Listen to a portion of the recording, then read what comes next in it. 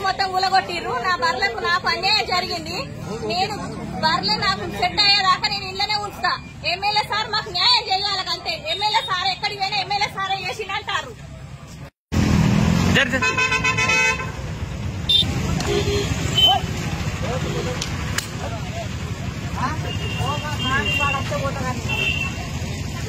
అలా షెడ్ కూడా కొట్టింది.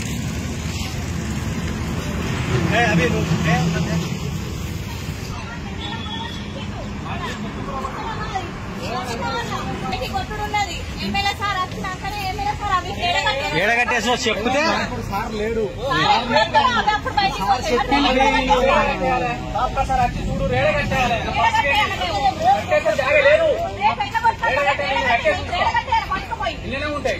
పోలీసులను అడిగితే ఏమన్నాడు? ఎమ్మెల్యే సారే మమ్మల్ని కూలగొట్టమని చెప్పినారు. రూపాయి తీసుకోకుండా